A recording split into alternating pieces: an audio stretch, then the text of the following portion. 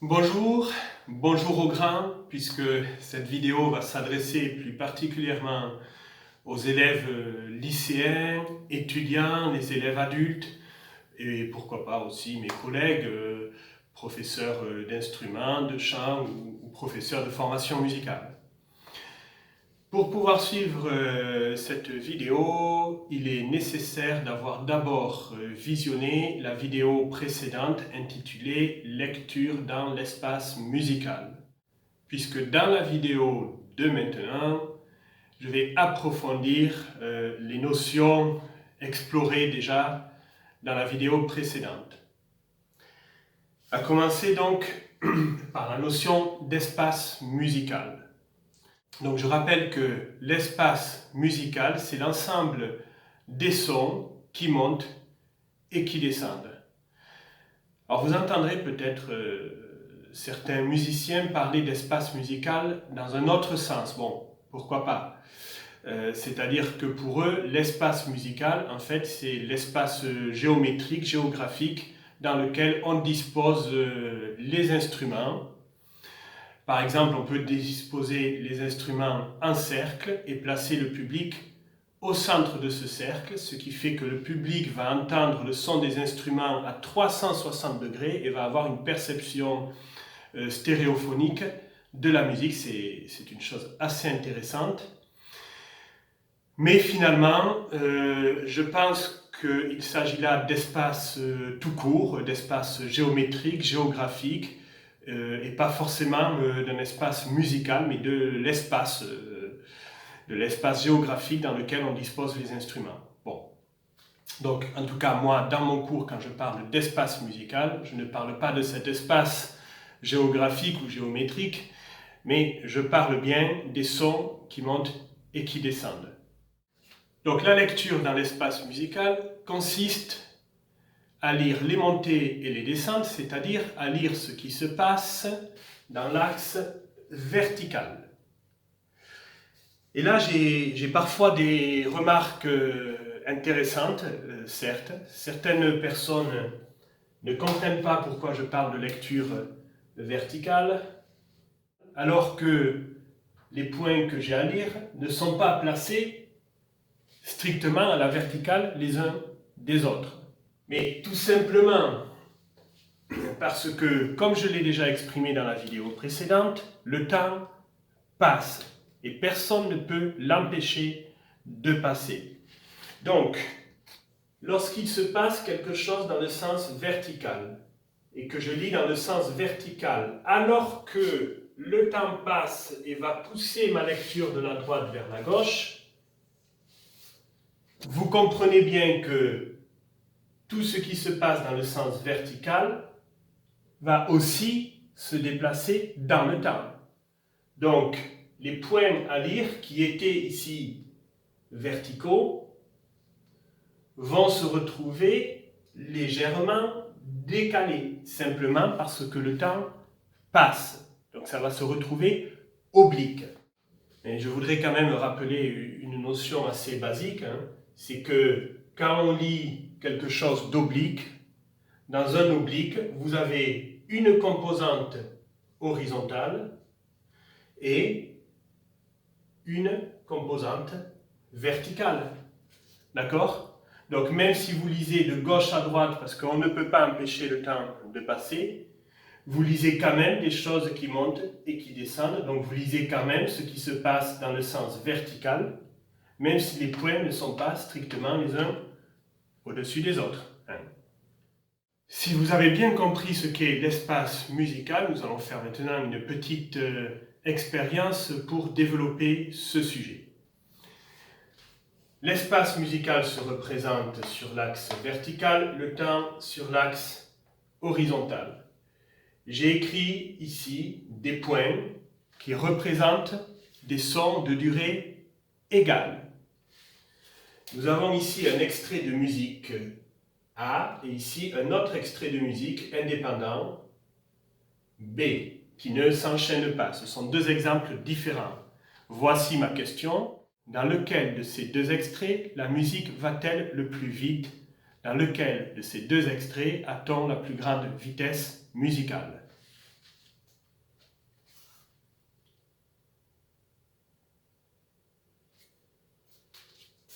J'obtiens souvent une réponse de la part des adultes, y compris des adultes qui auraient une instruction scientifique, une réponse assez étonnante.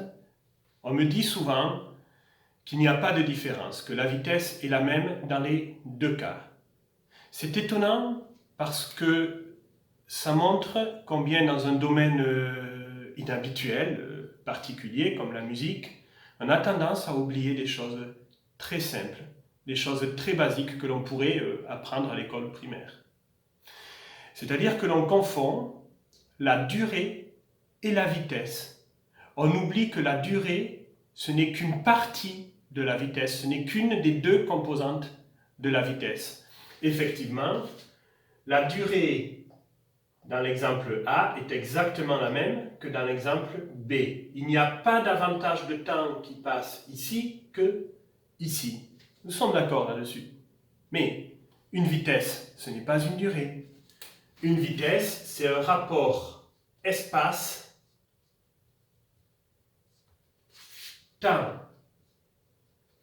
Par exemple, je parcours une distance de 100 km dans une durée d'1 heure. Dans la vitesse, nous avons un espace et un temps, c'est-à-dire une distance et une durée. Et si je parcours 100 km en 1 heure, ma vitesse est plus grande, je vais plus vite que si je parcours seulement 10 km, c'est-à-dire moins de distance, moins d'espace, dans le même temps, dans le temps d'1 heure. Eh bien, c'est exactement ce qui se passe ici, c'est-à-dire que ici, la distance parcourue de ce point à ce point, donc dans l'espace musical, est beaucoup plus grande que dans l'exemple A. Donc, dans le même temps, puisque le temps est le même dans l'exemple A et dans l'exemple B, dans la même durée, je parcours dans l'exemple B une distance beaucoup plus grande que dans l'exemple A. C'est donc dans l'exemple B que la musique va le plus vite. C'est imparable, c'est incontestable. Alors vous allez me dire, c'est imparable théoriquement, enfin, est-ce que ça se ressent, ça, musicalement? Eh bien oui, je pense que ça se ressent et nous allons l'écouter tout de suite. Je vais jouer donc deux autres exemples qui illustrent exactement le même phénomène, mais qui sont peut-être un petit peu plus musicaux. Alors, comme on n'a pas encore appris les altérations, les dièses et les bémols, j'ai représenté de tout petits écarts d'une manière peut-être pas très conventionnelle, mais finalement, ça représente bien que les écarts dans l'espace musical sont très petits entre ces points. 1, 2, 3, 4, 5, 1, 2, 3, 4, 5, nous avons bien le même nombre de points. Les durées représentées sont exactement les mêmes, donc nous avons le même temps qui passe de là à là que de là à là. Par contre, dans l'espace musical, on monte beaucoup moins haut ici qu'ici. Donc on va avoir ici beaucoup plus de distance parcourue dans le même temps qu'ici. Et nous allons avoir ici probablement une sensation d'accélération que nous n'aurons pas ici.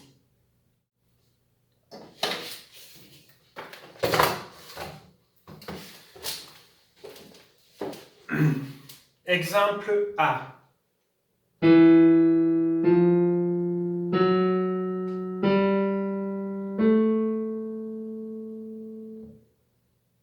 Exemple B.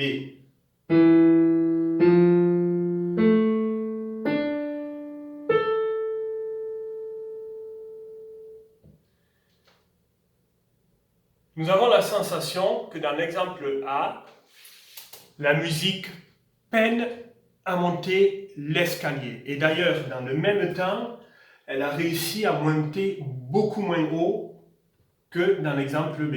Dans l'exemple B, on a l'impression qu'on monte de plus en plus vite et on arrive au sommet de l'escalier, alors que dans le même temps, la musique A est à peine arrivée quelques marches au-dessus et pas au sommet de l'escalier. Je rejoue ça.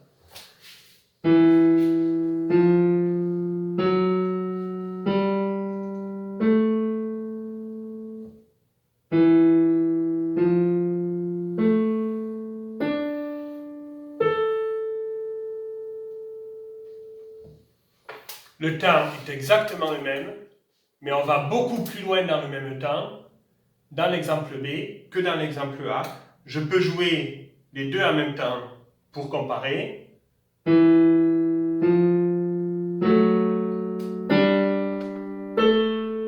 Il y a un moment où l'exemple B prend un petit peu d'avance sur l'exemple A. On a l'impression que l'exemple B va plus vite que l'exemple A. Là, l'exemple B monte plus haut dans le même temps.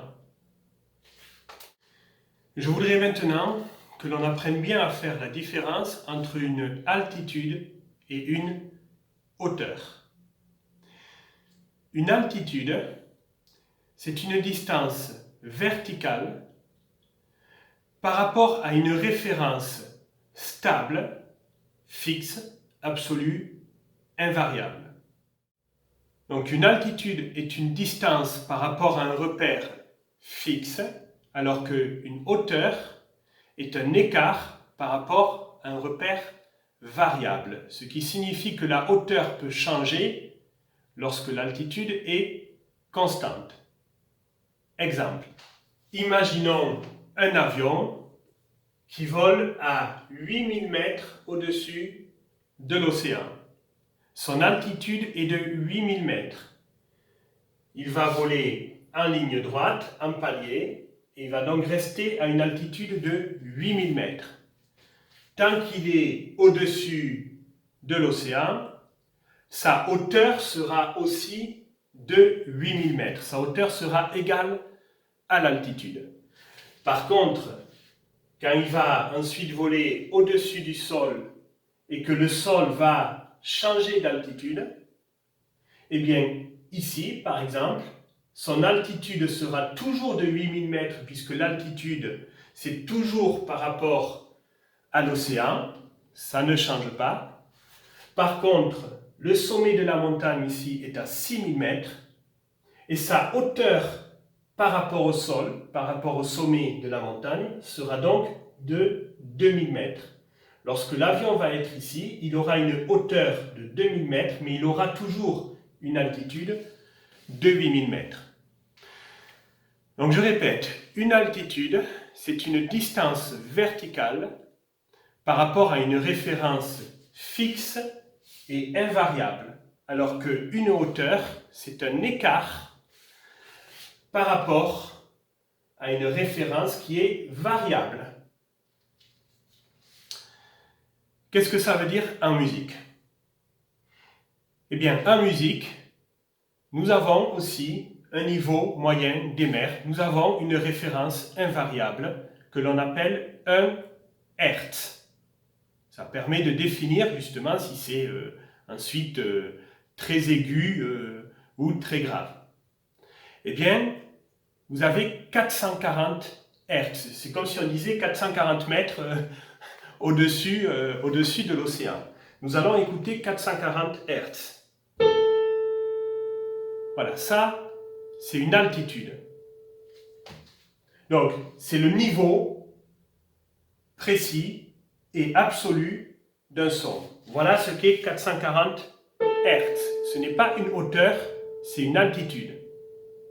Par contre, cette altitude, si je la compare à une autre altitude, par exemple 220 Hertz, que l'on entend un petit peu plus grave, eh bien, entre cette altitude 220 Hz qui serait peut-être à peu près par là et 440 Hz, nous avons une hauteur, c'est-à-dire un écart. Entre ça et ça, là, j'ai une hauteur entre deux altitudes.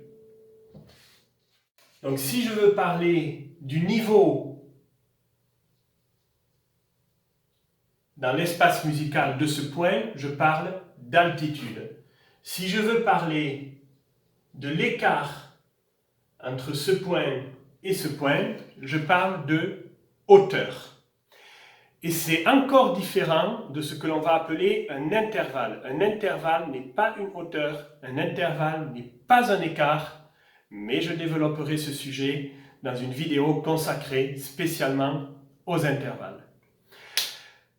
Alors, quand je dis niveau ou altitude, comme si c'était synonyme, c'est vrai que c'est une grossièreté. Les spécialistes, et notamment les pilotes d'avion dont je fais partie, je suis moi-même pilote d'avion, me diront « Oulala, attention, en aviation, une altitude, ce n'est pas un niveau, ce n'est pas pareil. » C'est vrai, c'est tout à fait vrai, c'est une grossièreté de langage que je me permets d'employer dans le contexte musical, parce que c'est vrai que dans le contexte musical, ça ne va pas faire grande différence de parler de niveau ou de parler d'altitude. En tout cas, pour le moment, peut-être que je préciserai ultérieurement, mais pour le moment, ça ne va pas faire grande différence.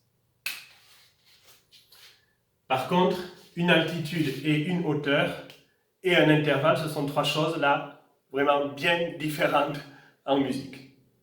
Je veux maintenant revenir sur la notion de conjoint et disjoint. Conjoint, ça veut dire voisin. C'est-à-dire que sur un escalier, la première et la deuxième marche sont conjointes, elles sont voisines, comme la deuxième et la troisième. Par contre, la première et la troisième marche ne sont pas voisines, elles ne sont pas conjointes, on dira qu'elles sont disjointes. Mais ça marche aussi quand il y a beaucoup de temps qui passe entre la première et la deuxième marche. C'est-à-dire que si quelqu'un arrive sur la première marche à midi et puis s'en va, et que quelqu'un d'autre arrive sur la deuxième marche à 18h, eh bien ces deux personnes ne vont peut-être jamais se croiser, mais ça n'empêche pas qu'il y en a une sur la première marche et que l'autre arrive peut-être beaucoup plus tard, mais arrive bien sur la deuxième marche. Donc ça ne change pas que ces deux marches d'escalier sont bien voisines, elles sont bien conjointes, même si on se pose dessus beaucoup plus tard. Cela signifie que ce point, il est bien conjoint avec ce point. Même si l'on suppose que beaucoup de temps a passé entre ce point et ce point. Et même s'il y a d'autres personnes qui viennent se poser sur d'autres marches d'escalier entre les deux.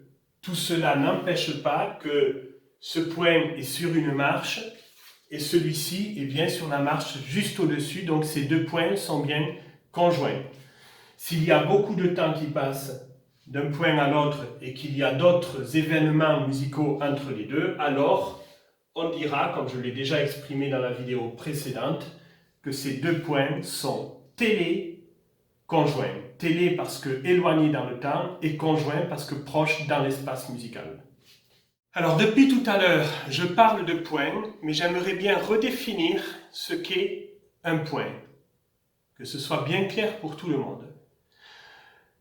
Un point, c'est un dessin qui représente un son, c'est-à-dire qu'à chaque son articulé, ta, ta, ta, ta, ta, à chaque son articulé vocalement ou instrumentalement, pardon, j'ai mimé le violon, ça peut être une flûte, un hautbois, une clarinette, eh bien, on va représenter chaque son articulé vocalement ou instrumentalement par un dessin, un seul dessin, un caractère égale un son sur la partition.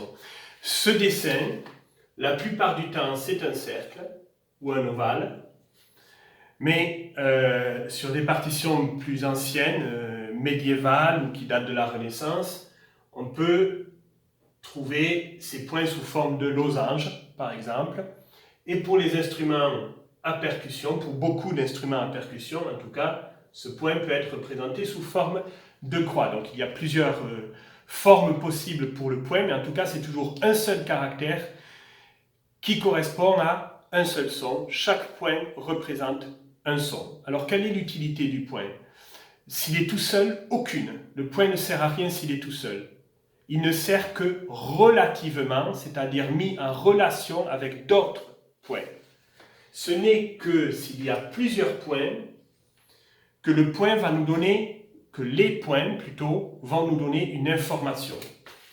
Si on a un point ici et un autre point ici, alors là j'ai une information de mouvement, donc de déplacement dans l'espace musical. Je sais que je monte, puisque je lis de la gauche vers la droite, donc je sais que je dois monter. J'ai une indication de mouvement et j'ai aussi une indication de hauteur, d'écart, c'est-à-dire que je sais si je vais monter un peu, beaucoup, passionnément ou à la folie. Voilà à quoi servent les points. Ce sont des dessins qui représentent des sons, qui nous donnent une information de mouvement et de hauteur dans l'espace musical. Pour davantage de lisibilité et pour une lecture plus fluide, nous plaçons en général ces points dans une portée. Attention à ne pas définir la portée comme un ensemble de 5 lignes et 4 interlignes, même si très souvent vous voyez des portées à 5 lignes et 4 interlignes. Ce n'est qu'un exemple de portée, ce n'est pas la définition d'une portée. Attention à ne pas confondre, comme nous avons beaucoup tendance à le faire à l'heure actuelle, une définition et un exemple. Un exemple est un cas particulier. Une définition n'accepte pas d'exception. Il y a des exceptions aux règles, pas aux définitions. Une définition doit marcher pour tous les exemples. Or, il existe des portées à 3 lignes, à 4 lignes, et très souvent, nous utilisons très souvent une portée à 11 lignes. Donc, on ne peut pas définir une portée comme un ensemble de 5 lignes et 4 interlignes. Mais on peut définir une portée comme une superposition de lignes et d'interlignes. Ça, oui, mais sans préciser le nombre. Donc, pour qu'il y ait une portée, il faut qu'il y ait quand même au moins un minimum. Il faut qu'il y ait au moins 2 lignes, parce que s'il n'y a pas de ligne, il n'y aura pas une superposition de lignes. Ça, c'est assez logique. D'accord ? Alors moi, ce tableau, je l'ai acheté dans le commerce, donc c'est assez standard. Donc ça correspond à l'exemple que l'on va effectivement rencontrer le plus souvent, mais ce n'est pas le seul exemple. Et donc j'ai des portées ici qui sont à 5 lignes et à 4 interlignes. Là, je vais rappeler quelque chose que j'ai déjà dit dans la vidéo précédente. Les lignes et les interlignes de la portée ne portent de nom que leur numéro. La ligne de sol n'existe pas. La ligne de mi n'existe pas. L'interligne de do n'existe pas. Le seul nom que l'on peut donner aux lignes et aux interlignes, en tout cas, tant que l'on n'a pas de clé, c'est un numéro. Et le numéro des lignes et des interlignes se pose en montant. Première ligne, deuxième ligne, troisième ligne, quatrième ligne, cinquième ligne. C'est la deuxième ligne de la portée, ce n'est pas la ligne de sol. On oublie ça. C'est la deuxième ligne de la portée. Je vais maintenant numéroter les interlignes. Premier interligne, deuxième interligne, troisième interligne et quatrième interligne. Tout ça, nous l'avons déjà vu dans la vidéo précédente. Mais il y a quelque chose que je n'ai pas précisé, c'est que l'on peut aussi compter toutes les altitudes, ou tous les niveaux de la portée, c'est-à-dire en alternant les lignes et les interlignes. Et dans une portée qui comporte 5 lignes et 4 interlignes, vous devinez assez vite qu'il va donc y avoir 9 altitudes, que l'on va également compter en montant. Première altitude, deuxième altitude, troisième altitude, quatrième, cinquième, sixième, septième, huitième et neuvième. Alors c'est infini, hein. On peut agrandir la portée. S'il y a une portée à 11 lignes, on va continuer. 10e altitude, 11e altitude, 12e, etc. Alors j'ai exprimé dans la vidéo précédente que le nom que nous allons donner à un point, ce n'est ni le numéro des lignes, ni le numéro des interlignes. Mais ce n'est pas non plus le numéro des niveaux de la portée. Ce n'est rien de tout ça. C'est quoi? C'est ce qu'on veut, ou plutôt c'est ce qu'a décidé le compositeur dont vous jouez l'œuvre musicale. C'est-à-dire que le compositeur, il peut très bien vouloir que ce point s'appelle 4. Ce n'est pas le numéro d'une ligne, puisque déjà ce point n'est pas sur une ligne, mais dans l'interligne. Ce n'est pas non plus le numéro de l'interligne, ce point est dans le 3e interligne de la portée, mais je l'appelle 4 quand même. Et ce n'est pas non plus le numéro du niveau de l'altitude dans la portée, puisque nous sommes à la 6e altitude de la portée, mais je l'appelle quand même 4. Donc ça n'a rien à voir ni avec le numéro des lignes, ni avec le numéro des interlignes, ni avec le numéro des altitudes dans la portée. Alors ça a à voir avec quoi? Il y a plusieurs solutions, on peut soi-même choisir comment on nomme le point, mais je pense que le plus utile en musique, c'est que ça ait à voir avec les degrés. Alors je ferai un petit peu plus tard une vidéo consacrée aux degrés, mais on peut déjà retenir que le son le plus important d'un morceau de musique, c'est le dernier, et que c'est la raison pour laquelle on donnera toujours le niveau 1, le numéro 1, au dernier point. Alors vous allez me dire, comment on fait si le dernier son d'un morceau n'est pas le plus grave? Si on descend en dessous de 1? Eh bien, je vous rappelle que la musique fonctionne la plupart du temps comme les jours de la semaine. Donc c'est infini et pourtant il n'y en a que 7. Il n'y a que 7 jours, mais le temps est infini. On peut recommencer, mais si on va au-delà de 7, il n'y a pas de 8e jour, en tout cas de la semaine, on reviendra au premier. Et par contre, donc, si on descend en dessous de 1, eh bien c'est comme les jours de la semaine écrits verticalement, et là, je vous renvoie à la vidéo précédente, lecture dans l'espace musical, et en dessous de 1, on trouvera 7, donc c'est tout à fait possible de lire, même si on donne le numéro 1 au dernier point, et même si le dernier point n'est pas le plus bas. Donc un point est un dessin qui représente un son, et qui, par rapport aux autres points, va nous donner une information de déplacement dans l'espace musical, donc de mouvement et de hauteur. Pour pouvoir lire dans l'espace musical de manière précise, il va falloir donner un nom à chacun de ces points. Ce qui donne un nom au point, c'est ce que l'on appelle une note. Une note est une syllabe qui donne son nom à un point. Je peux par exemple décider d'appeler ce point Sol. Sol est une syllabe et c'est par cette syllabe que j'ai nommé ce point.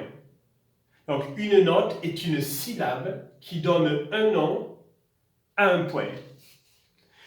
Et pour savoir quelle syllabe je vais utiliser pour nommer ce point, donc pour savoir quelle note va correspondre à ce point, je vais avoir besoin d'une clé. C'est une chose bien différente, la note et la clé. La note est une syllabe qui donne un nom à un point. Alors la syllabe, on ne va pas l'écrire sur la partition, c'est une syllabe, c'est oral, on ne la voit pas, donc ce n'est pas un dessin. La clé, elle, est un dessin que l'on va voir sur la partition. La clé est un dessin qui va donner un nom, pas à un point, mais à une ligne. Et plus précisément, voici la définition d'une clé. Une clé est un dessin qui donne son nom, et ce nom, ça peut être une syllabe, ça peut être une note, à la ligne qui passe par son milieu. Je répète, une clé est un dessin qui donne son nom à la ligne qui passe par son milieu. Exemple. Voici un dessin. Vous connaissez tous le nom de ce dessin. Le nom de ce dessin, c'est Sol. Alors, il se trouve que ce nom, c'est aussi une syllabe. C'est une note. Mais le nom de ce dessin ne va pas donner un nom à un point, mais à une ligne. Laquelle? Celle qui passe par le milieu du dessin. Donc, quand on vous donne une clé, il y a deux choses indispensables. Connaître le nom de la clé, mais aussi bien regarder quelle ligne passe par son milieu. Ici, la ligne qui passe par le milieu, c'est la troisième ligne de la portée. Et dans ce cas particulier, dans ce cas précis, maintenant que j'ai une clé, je vais pouvoir appeler cette troisième ligne de la portée Sol, puisqu'une clé est un dessin qui donne son nom à la ligne qui passe par son milieu. Et ce n'est que maintenant que je peux appeler cette troisième ligne Sol. Mais si je n'ai pas de clé, le nom des lignes, ce n'est que des numéros. La clé donne donc une note à une ligne, mais la clé ne donne pas forcément le nom, c'est-à-dire la note, du point de départ. Ce n'est pas parce qu'on a une clé de Sol que le morceau commence par un Sol. Ce n'est pas parce qu'on a une clé de Fa que le morceau commence par un Fa.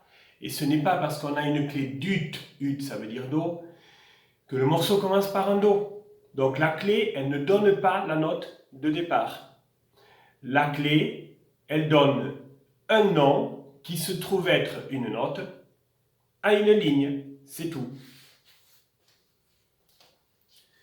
Mais à partir du moment où on connaît le nom de la ligne qui passe par le milieu de la clé, on va pouvoir trouver le nom du premier point. Nous observons ici que le premier point est juste au-dessus, une marche d'escalier au-dessus de la ligne. Et si nous apprenons les notes dans l'ordre, nous savons qu'au-dessus de Sol, c'est là. La clé nous permet donc de trouver le point de départ, mais elle ne nous le donne pas. Je veux maintenant revenir sur les notions de défrichage et de déchiffrage. Défricher, ça signifie éclaircir une situation embrouillée avant d'approfondir davantage le sujet. Je n'invente rien. Ouvrez un dictionnaire ou allez sur Google, vous trouverez cette définition. Déchiffrer, ça veut dire traduire, comprendre chaque chiffre qui s'enchaîne sur notre support de communication. En musique, notre support de communication, ça s'appelle la partition. Sur notre partition, nous avons tout un tas de chiffres. Qu'est-ce qu'un chiffre? Un chiffre, c'est un dessin avec une signification particulière, précise, que l'on connaît ou que l'on apprend.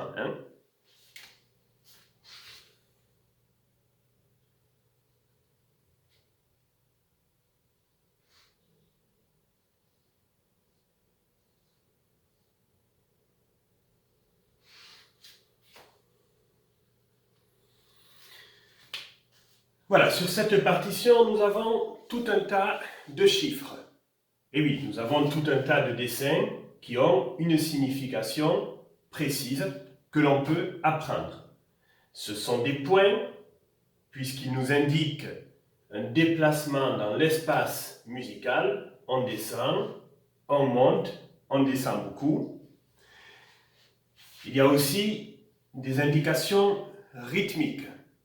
C'est-à-dire que les points n'ont pas tous la même forme, et le fait de changer ici, leur forme va avoir une signification rythmique, c'est-à-dire ça va avoir une signification en termes de durée. Nous avons ici une durée plus courte qu'ici. Alors nous y reviendrons bien sûr dans une leçon sur le temps et sur le rythme. Mais en tout cas, c'est bien un chiffre différent de celui-ci puisque c'est un dessin qui a une signification différente de celui-ci. Eh bien, déchiffrer, ça signifie traduire, comprendre chacun de ces chiffres et leur enchaînement. Mais avant de déchiffrer, il faut toujours défricher, c'est-à-dire éclaircir une situation embrouillée avant d'approfondir davantage le sujet. Eh bien, qu'est-ce qui peut être un petit peu embrouillé, pas clair, un petit peu compliqué dans cette partition? Eh bien, cette partition est assez simple, mais ce qui sera le plus compliqué, ce sera peut-être ici ce grand écart. Voilà. Comment éclaircir ce grand écart? J'en ai déjà parlé dans la vidéo sur la lecture dans l'espace musical. Donc, en le réduisant à un petit écart, en allant chercher un peu plus loin dans le temps, un point qui va être plus proche dans l'escalier, c'est-à-dire dans l'espace musical. Voilà, il y avait une situation compliquée ici, j'ai éclairci cette situation, et maintenant je vais pouvoir approfondir le sujet, et donc maintenant je vais pouvoir déchiffrer dans l'ordre chronologique. Pour pouvoir faire ce déchiffrage, il me faut nommer chaque point, et pour nommer chaque point, il me faut une clé.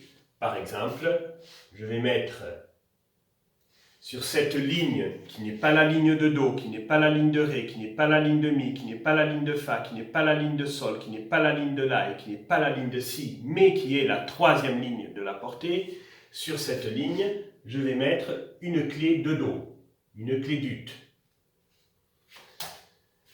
Et donc, les points qui se situent sur la ligne qui passe par le milieu de la clé, ces points vont porter le nom de la clé. Et ce sera donc une note.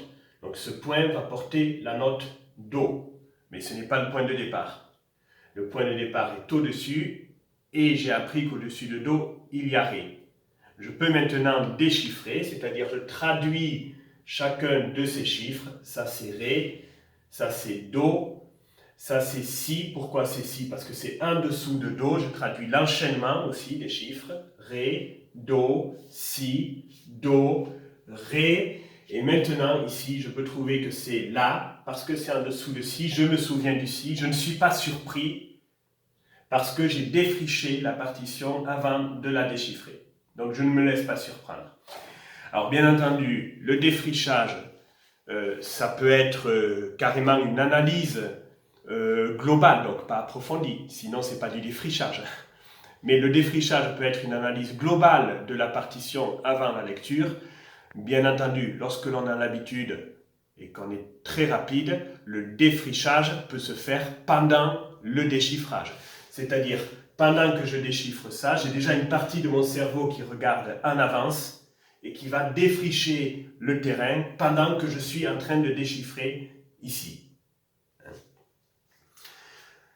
Donc quand on est débutant, je pense qu'il vaut mieux défricher avant de déchiffrer. Quand on a l'habitude, on peut défricher pendant que l'on déchiffre, parce que notre cerveau il va se diviser en deux. Une partie de notre cerveau va se consacrer au présent et donc au déchiffrage, et une autre partie va anticiper, va regarder déjà un petit peu ce qui se passe après, et donc va défricher. Nous avons l'habitude, en formation musicale, de parler de lecture des notes. Et en vous disant cela, je me rends compte que moi-même, je commets d'ailleurs cette erreur. En effet, c'est une erreur et ce serait bien qu'un jour je la corrige. Pourquoi est-ce que c'est une erreur? Parce qu'il ne faut pas confondre l'outil qui sert à pratiquer un art, une discipline, et la discipline elle-même. Les notes sont un outil de communication, comme les clés, comme les portées. Ces outils ne sont pas des composants constitutifs de la musique, du langage musical. Ils nous servent simplement, ils nous aident simplement à pratiquer ce langage musical. C'est comme si on confondait la caméra et le film.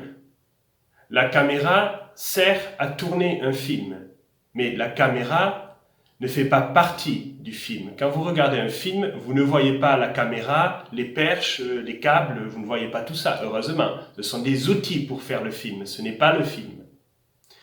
Quand vous écoutez un morceau de musique, vous n'écoutez pas une portée, une clé, ni même les 7 syllabes qui donnent leur nom au point placé dans la portée.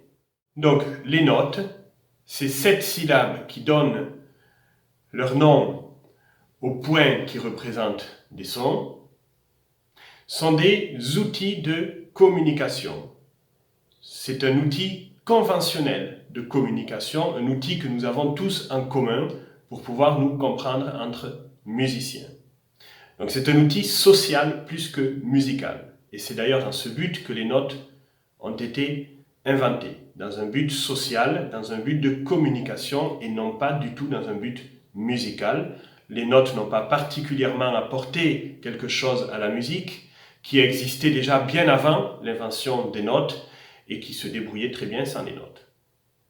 Donc en réalité, il s'agit de lire la musique et non pas de lire les notes. Lire les notes, ça voudrait dire que l'on écrit les syllabes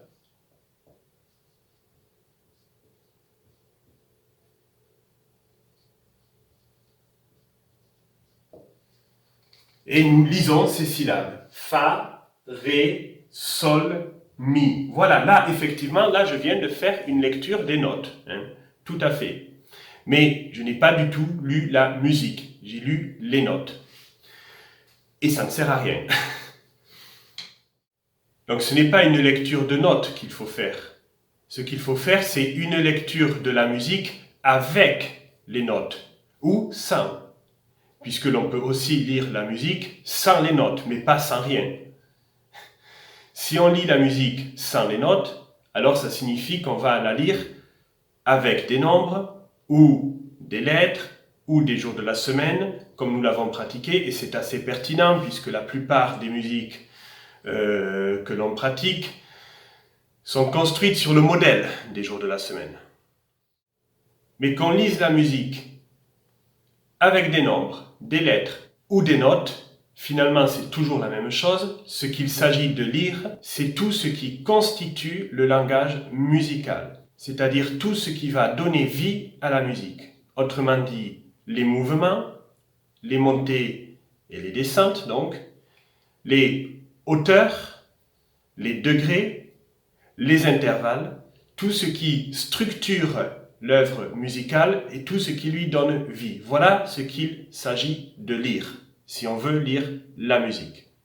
Libre à nous ensuite d'utiliser n'importe quel outil pour pouvoir nommer de manière précise chaque point, à condition que l'outil que nous utilisons, c'est-à-dire le nom que nous allons donner à chaque point, s'inscrive dans un ordre et que cet ordre possède un sens ascendant et un sens descendant.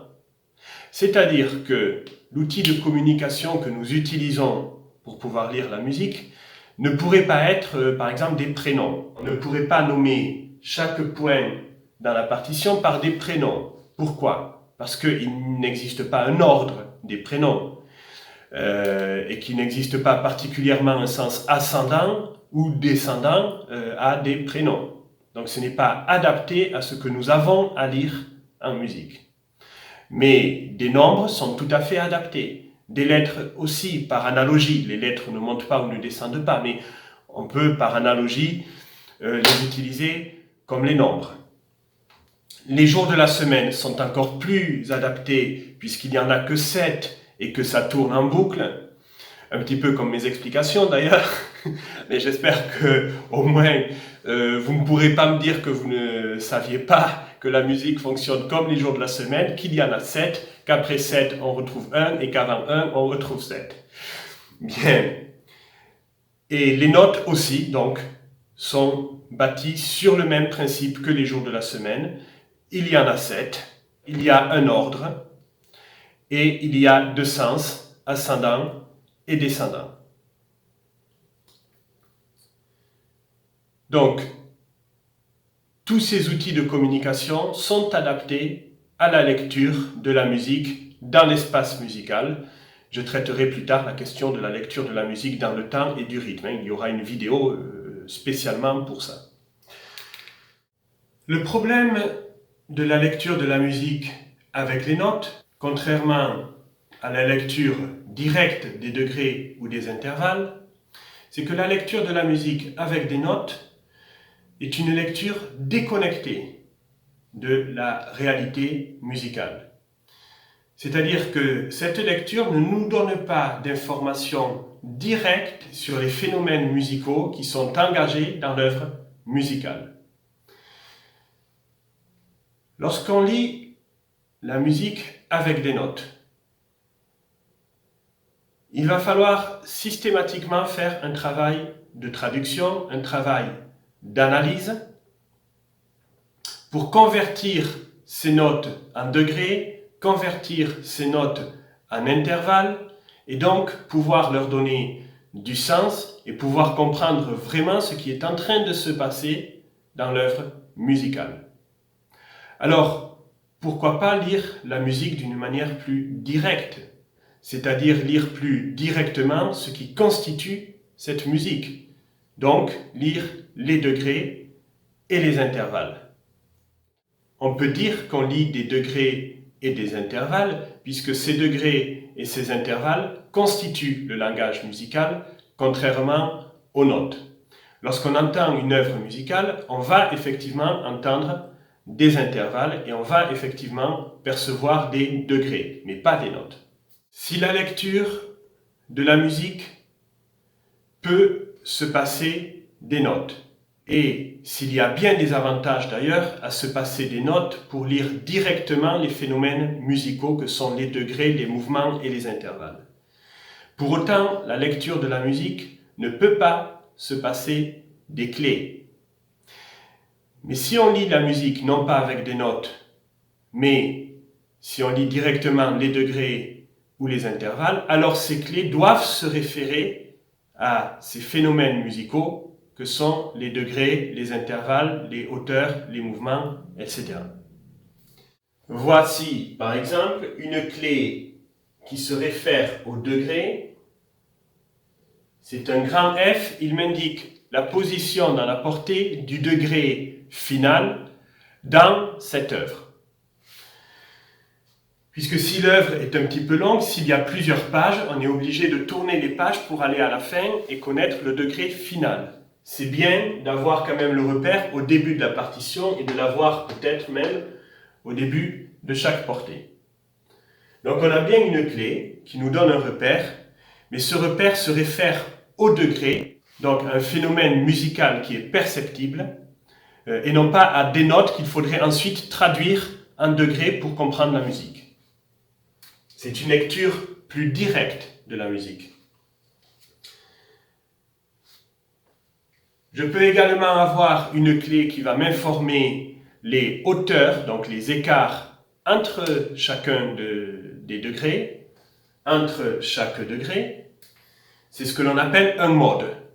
Par exemple, si c'est le mode majeur, je peux écrire un M majuscule. J'écrirais un M minuscule si c'était le mode mineur.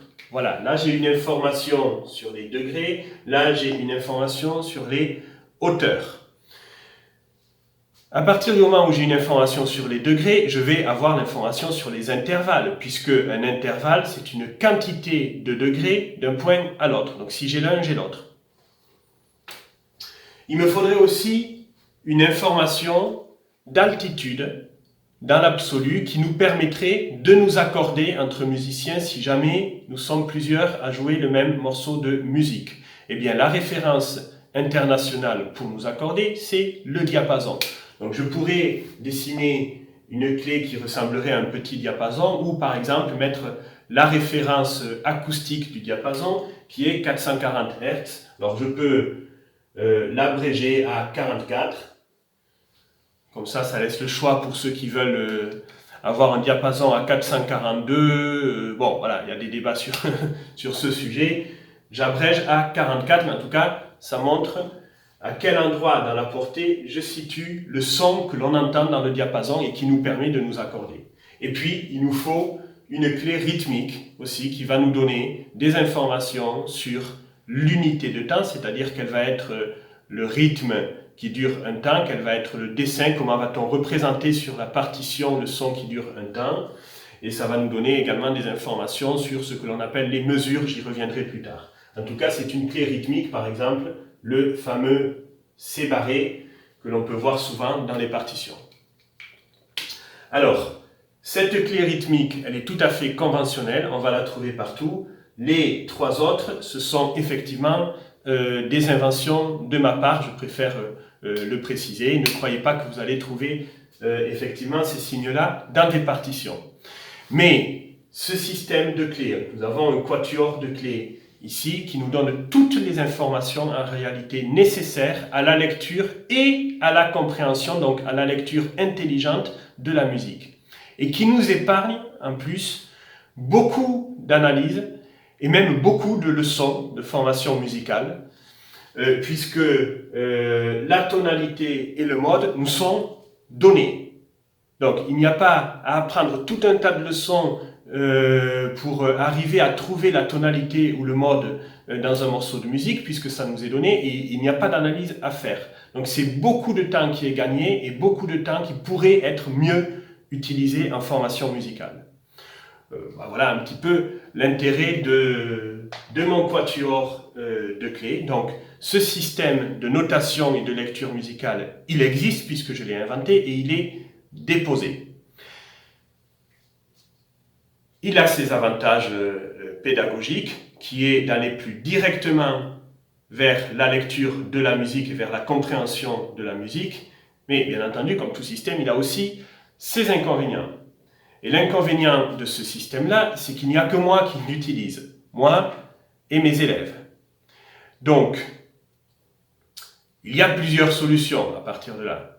Soit on demande à tous les éditeurs de la planète de réécrire toutes les œuvres du Moyen-Âge jusqu'à aujourd'hui avec ce système de notation musicale.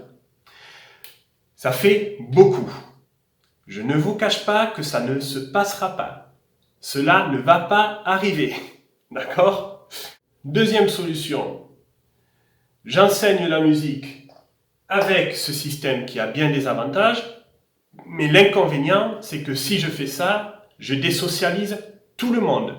C'est-à-dire que seul moi et mes élèves allons pouvoir nous comprendre. Mais mes élèves ne pourront pas comprendre les autres musiciens qui n'auront pas suivi les cours avec moi et ne pourront pas se procurer une partition éditée avec les conventions en vigueur aujourd'hui et pouvoir déchiffrer, interpréter, produire cette partition.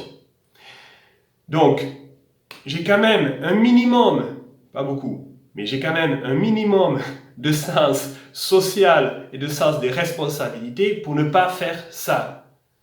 Donc, je ne peux pas faire ça, je ne peux pas vous désocialiser, évidemment. Je peux utiliser ce système, mais pas d'une manière exclusive. Je dois aussi vous apprendre, bien entendu, le système de notation et de lecture conventionnelle. Troisième solution, je me contente du système conventionnel, c'est-à-dire, comme tout le monde et comme ce que vous pouvez voir dans toutes les méthodes, dans tous les ouvrages pédagogiques de formation musicale, je focalise sur les notes, je vous apprends à lire avec des notes, non pas à lire des notes, mais à lire avec des notes. Et puis, on ne fait pas de lecture d'intervalle, on ne fait pas de lecture de degré, on ne fait pas toutes ces choses-là qui vont donner du sens aux notes. Alors, on apprend les degrés et les intervalles, mais vite fait, et on ne fait pas, en tout cas, de lecture des degrés et des intervalles, alors que lire la musique, c'est justement lire ces choses-là qui constituent la musique. Eh bien, je trouve cela tout à fait dommage et je trouve que ce n'est pas de cette manière-là qu'on va avoir une lecture et une compréhension optimale du langage musical. Donc, quatrième solution, moi j'ai opté pour ce compromis, si tant est que ce soit un compromis, puisqu'en fait je prends tout. J'ai opté pour faire les deux. C'est-à-dire que je vous enseigne à lire la musique avec des notes, mais je vous enseigne aussi à lire la musique sans les notes, et donc avec d'autres choses, ces autres choses étant les mouvements, les degrés et les intervalles. On observe d'ailleurs que lorsqu'on apprend à lire la musique sans les notes et que l'on apprend à lire la musique d'une manière plus directe, cela nous aide beaucoup plus ensuite à nous adapter à la lecture de la musique avec les notes dans des situations particulièrement, j'ai envie de dire, périlleuses. C'est-à-dire lorsque la portée commence à s'allonger vers le haut ou vers le bas en ajoutant des lignes supplémentaires, ou bien lorsque les clés de notes vont changer. Et elles changent. Il y en a au moins deux qui sont utilisées très fréquemment, donc ça implique un changement de repère, et il vaut mieux que ce changement de repère soit uniquement celui de la clé, parce que la clé est une anti-sèche en fait. La clé va vous donner le nouveau repère, donc vous n'avez pas à l'apprendre. Et il vaudrait mieux que vous n'ayez pas à apprendre tous les autres repères, c'est-à-dire chaque ligne et chaque interligne de la portée à chaque fois que vous changez de clé, parce que cela vous obligerait à réapprendre à lire la musique. Et bien justement, si vous avez appris à lire la musique sans les notes, cela vous donne une technique de lecture universelle qui va vous permettre de vous adapter au changement de clé et de ne pas être obligé de réapprendre à lire et de bouleverser vos repères à chaque fois que la clé va changer. La clé, elle vous donnera, vous n'aurez pas besoin de l'apprendre, elle vous donnera le nouveau repère. Et pour tous les autres, vous allez lire de manière universelle, donc en observant les intervalles, les mouvements, les degrés. Donc pour des raisons finalement sociales et non pas pour des raisons musicales. Les notes sont un outil de communication sociale et pas un outil musical. Quitte à être obligé de vous apprendre à utiliser ces notes, j'aime autant que vous les maîtrisiez, mais que vous en maîtrisiez également le sens. Et pour cela, il faut apprendre les notes de manière relative, c'est-à-dire les unes par rapport aux autres. C'est pourquoi je vous demande d'apprendre ces notes dans l'ordre et dans les deux sens, en montant et en descendant. C'est grâce à cet apprentissage que vous pourrez faire la relation entre la lecture avec des notes et la lecture sans les notes, la lecture des composants directs du langage musical. Et c'est de cette manière-là que les notes pourront davantage prendre de sens ensuite dans votre formation musicale. Mais j'attire votre attention sur la manière dont vous allez les apprendre, ces notes, puisque au début, vous ne les connaissez pas, vous allez sans doute être obligé de les écrire pour pouvoir les apprendre. Nous trouvons plusieurs représentations dans les ouvrages de formation musicale de l'ordre des notes. Certaines de ces représentations sont très problématiques et amènent les élèves, malheureusement, à confondre les montées et les descentes. Par exemple, sous prétexte que nous lisons les mots de la gauche vers la droite et du haut vers le bas. Eh bien, certains ouvrages ou certains professeurs peut-être décident de représenter l'ordre des notes dans le sens normal de la lecture. Do, Ré, Mi, Fa, etc. Le problème, c'est que quand on lit des mots, on ne lit pas des choses qui montent ou qui descendent. Les mots ne montent pas et ne descendent pas. Mais les notes représentent des sons qui montent et qui descendent. Donc, on ne peut pas écrire des notes qui représentent des sons qui montent dans un sens descendant. Ça, c'est très problématique pour l'apprentissage. Il ne faudra pas ensuite s'étonner que l'on confond dans la lecture les montées et les descentes. Donc si vous écrivez l'ordre des notes verticalement, il faut l'écrire de cette manière-là. Alors je ne suis pas obligé de partir de Do, puisque Do n'est pas la première note. Je vais partir de Mi par exemple. La première note peut être, je le rappelle, n'importe laquelle. Donc Mi, Fa, Sol. Ça représente des sons qui montent, donc logiquement je les écris en montant. La, Si, Do et Ré. Nous avons, comme les 7 jours de la semaine, les 7 notes. Et comme les jours de la semaine, les jours sont infinis. Mais comme il n'y en a que 7, si on veut continuer, on doit reprendre au premier. Le premier étant celui sur lequel on a commencé. Ou plutôt, celle sur laquelle on a commencé, puisqu'il s'agit de notes. Et c'est infini.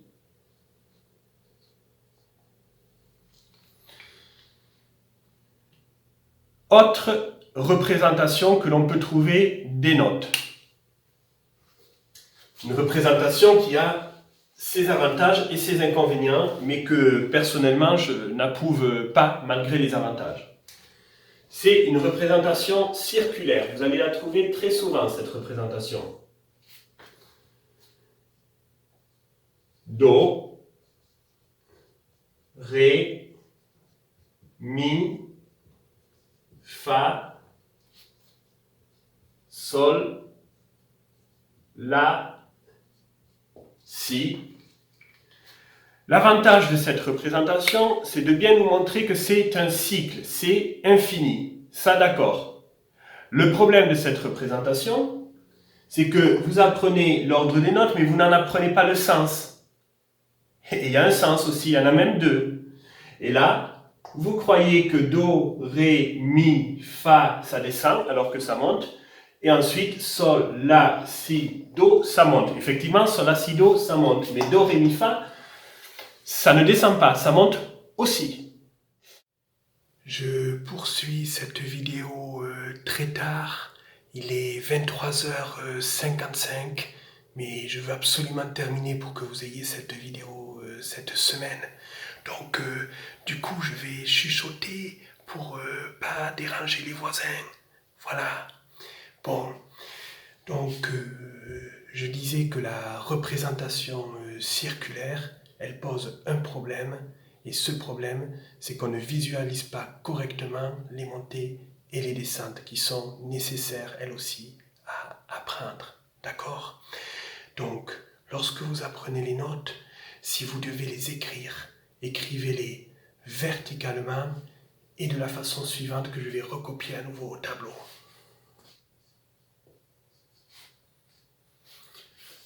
Voilà, on écrit le sens ascendant en montant.